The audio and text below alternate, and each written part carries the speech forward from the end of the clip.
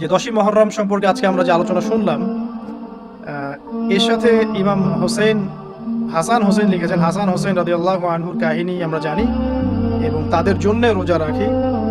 তাদের গল্পের সাথে মুহররমের 10 তারিখের গুরুত্ব সম্পর্ক কতটুকু, খুবই চমৎকার একটা প্রশ্ন।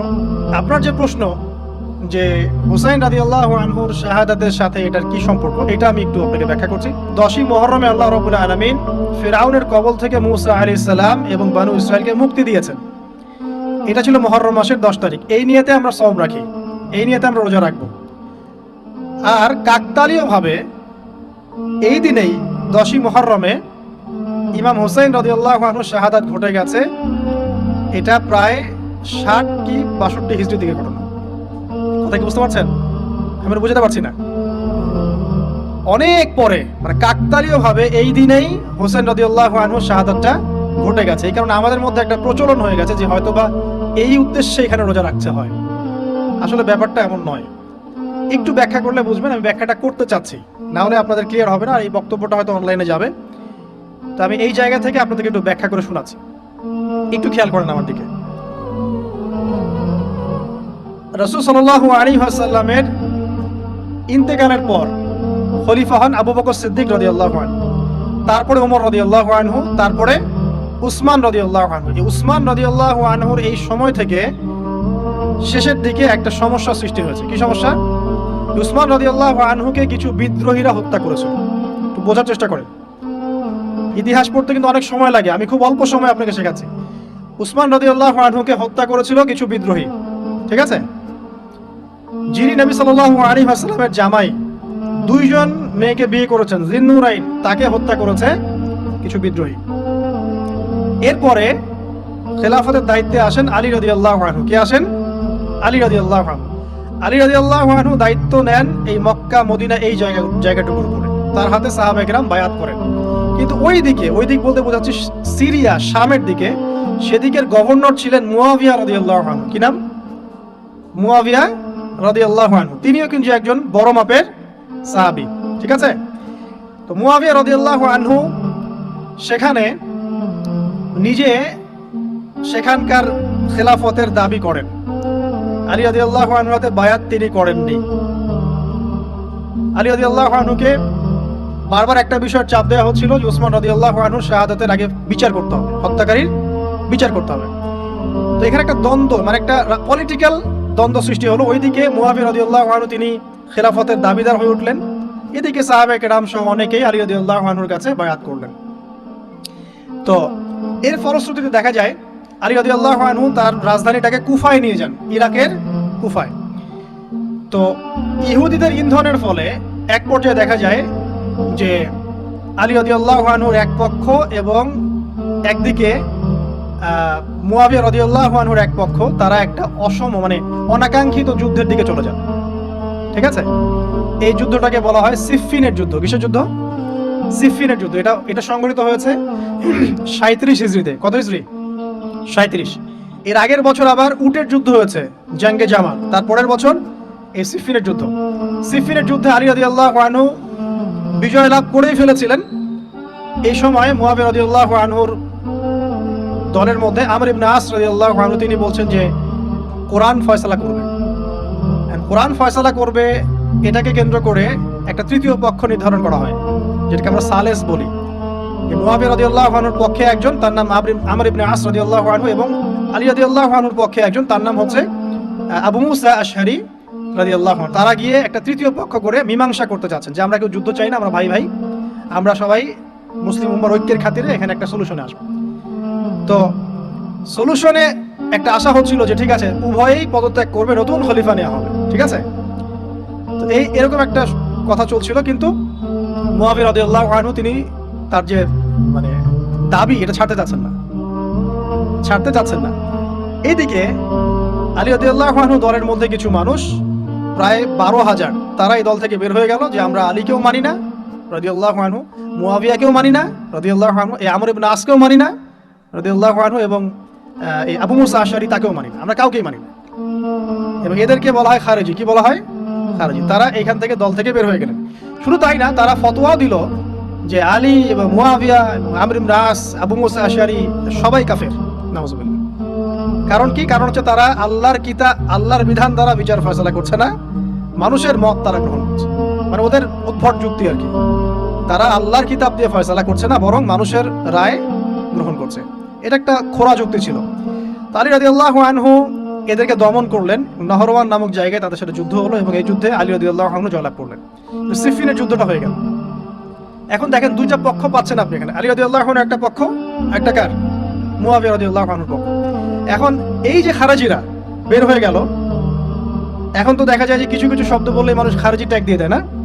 দেখেন এই খারাজি আকীদার সাথে কিন্তু আসলে পলিটিক্যাল সমালোচনার কোনো সম্পর্ক নেই। পলিটিক্যাল দ্বন্দ্বের সাথে, পলিটিক্যাল সমালোচনার সাথে কিন্তু খারাজি বা খাওয়ারিজম মতবাদটা আসলে জড়িত না। এটা কার সাথে জড়িত? ওই যে একদিন বলেছিলাম, খারেজিরা মনে করে কবিরা গুনাহ করলে কোনো ব্যক্তি কি হয়ে যায়? কাফের হয়ে যায়। খারেজিদের আকীদা হচ্ছে কবিরা গুনাহ করলে কোনো ব্যক্তি কাফের হয়ে যায়। এই আকীদাটার নাম খারেজি আকীদা। এটা কি বাংলাদেশে মুসলিমরা লালন করে? কোনো আলেম, কোনো বক্তা, কোনো মুফাসসির, কোনো মুহাদ্দিস আপনাদেরকে বলেছে কখনো এই দেশের মাটিতে যে কবিরা গুনাহ করেছে এরা এদেরকে মেরে ফেলো? বলেছে? কিন্তু আপনি কিছু হক কথা বললে আপনাকে ট্যাগটা খেতে হবে। আসলে এই যারা এই ধরনের মানে বলছে একদিন খারেজি ম্যানুফ্যাকচার কোম্পানির সাথে সদস্য, এরা ভাঙাচোরা ইস্যু পেলেই কাউকে খারেজি ট্যাগ দিয়ে দেয়। আসলে মূল বিষয় এরা নিজেরাই খারিজ হয়ে যাচ্ছে দিন দিন। অন্যকে খারিজ করতে করতে নিজেরাই খারিজ হয়ে যাচ্ছে। এখানে দেখেন মুয়াবিয়া রাদিয়াল্লাহু আনহু এক পক্ষে, আলী রাদিয়াল্লাহু আনহু আরেক পক্ষে। ব্যাটেল, যুদ্ধ হয়ে গেল, সিফিনের যুদ্ধ হয়ে গেল। 3 দিন যুদ্ধ হয়েছে। ওই যুদ্ধে কি মানুষ মারা যায় নাই? মারা যায় নাই? মারা গেছে। তো আলী রাদিয়াল্লাহু আনহু তো বলেননি যে ওরা খারাজি। কারা খারাজি তাহলে? যারা এই যে 12,000 সৈন্যের মধ্য থেকে বের হয়ে গেল এবং সবাইকে কাফের ফতোয়া দিল যে আলীও কাফের, মুয়াবিয়া কাফের, আমর ইবনে আসও কাফের, নাউজুবিল্লাহ, আর এই যে আবু মুসা আশআরী তারাও কাফের। বোঝেন? এরপর তারা যখন বের হয়ে গেল, আলী রাদিয়াল্লাহু আনহু তাদেরকে হত্যা করলেন, তাদের সাথে যুদ্ধ করলেন। কিন্তু এদের কিছু কিছু মানুষ বেঁচে ছিল। এরা একটা প্ল্যান করলো। কি প্ল্যান করলো? যে আমরা চোরাগুপ্তা হামলা চালিয়ে এই 4 জনের সবাইকে হত্যা করে ফেলবো। কথা বুঝতে পারছেন? 4 জন একই দিনে প্ল্যান করলো। রমজান মাসের 17 তারিখ। কত তারিখ? রমজান মাসের 17 তারিখ। ওইটা সম্ভবত 40 হিজরি। কত হিজরি? সিফিনের যুদ্ধ হচ্ছে 37 হিজরিতে, এটা হচ্ছে কত হিজরি? 40, 3 বছর পর এরা প্ল্যান করলো।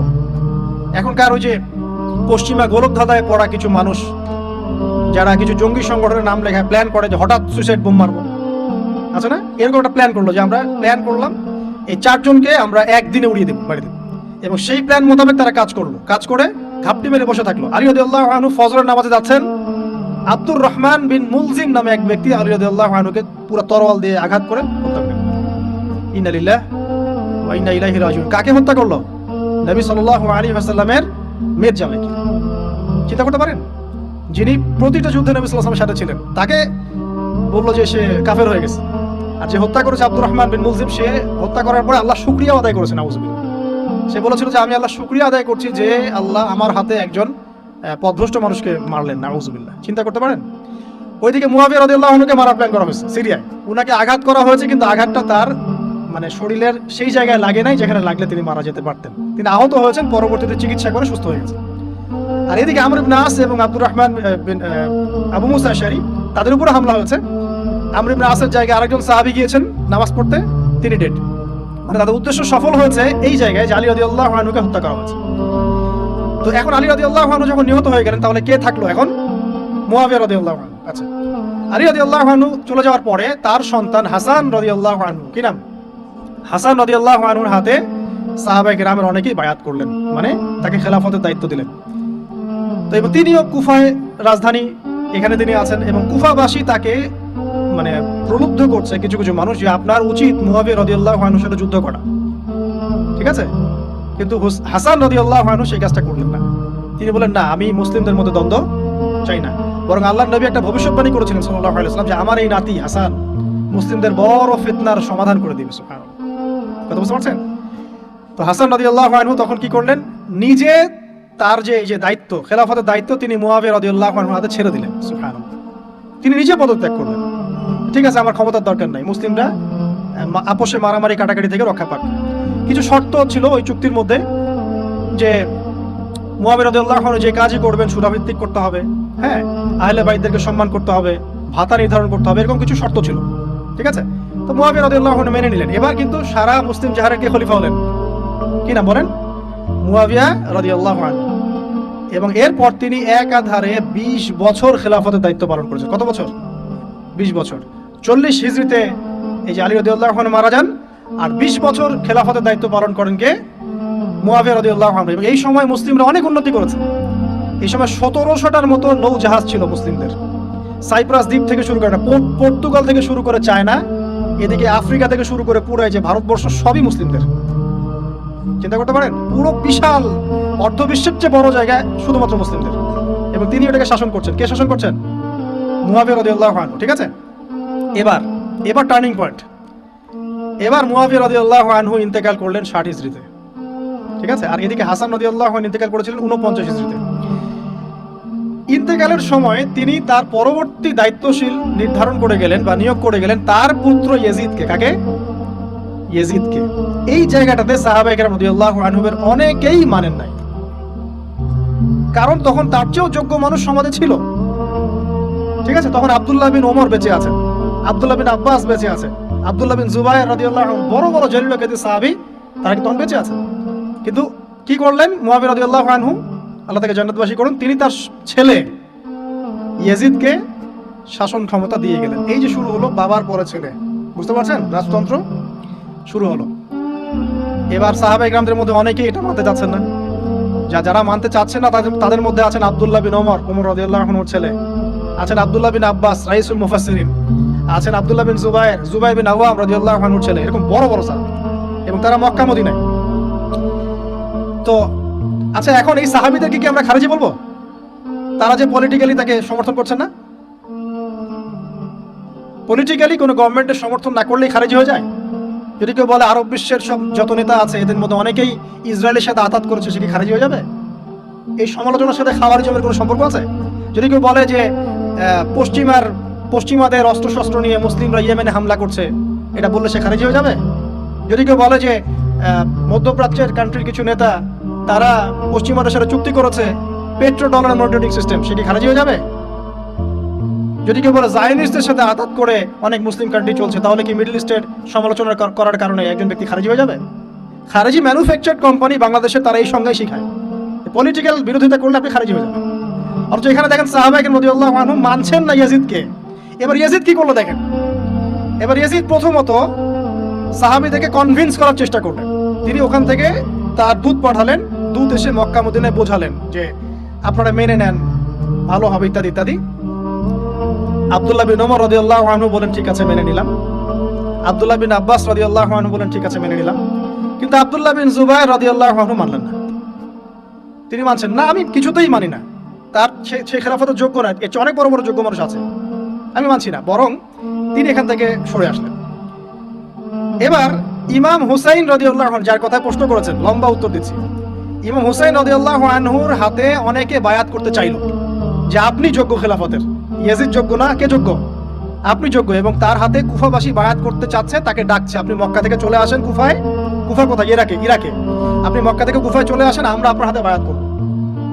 এবার হুসাইন রাদিয়াল্লাহু আনহু সপরিবারে, তার পরিবার আহলে বাইত সবাই নবীর পরিবারের সদস্য, চিন্তা করেন, নবীর পরিবারের প্রায় 80 জন সদস্য, কতজন? তারা এই যে বের হলেন, যাচ্ছেন কোথায়? কুফায়। এবার ওই ইয়াজিদের নিয়োজিত যে গভর্নর ছিল ইরাকের কুফায়, তার নাম আব্দুল্লাহ বিন জিয়াদ। কি নাম? আব্দুল্লাহ বিন জিয়াদ। আব্দুল্লাহ বিন জিয়াদ সে একটা সেনাবাহিনী পাঠালো। সেনাবাহিনীতে সদস্য ছিল 4000। কতজন? 4000। এই 4000 সেনাবাহিনী নিয়ে আব্দুল্লাহ বিন জিয়াদের যে কমান্ডার, তার নাম সম্ভবত আমের বিন, প্রথমে আমের বা ওমর আছে, উমর বিন সাদ এরকম কিছু একটা, সে আহলে বাইতদেরকে ঘিরে ফেললো। তাকে ঘিরে ফেললো ইমাম হুসাইন রাদিয়াল্লাহু আনহু, তার ছোট ছোট বাচ্চা কাচ্চা, তার স্ত্রী সন্তান এবং আহলে বাইতের সদস্য যারা। আহলে বাইত মানে বোঝেন তো, নবীর পরিবারের সদস্য। এবার হুসাইন রাদিয়াল্লাহু আনহু যুদ্ধ চাচ্ছেন না,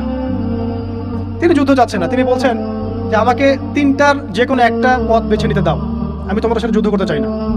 1 নাম্বার, আমাকে সরাসরি ইয়াজিদের সাথে সাক্ষাৎ করতে দাও, আমি ওর সাথে কথা বলে সলভ করবো, প্রবলেম কি।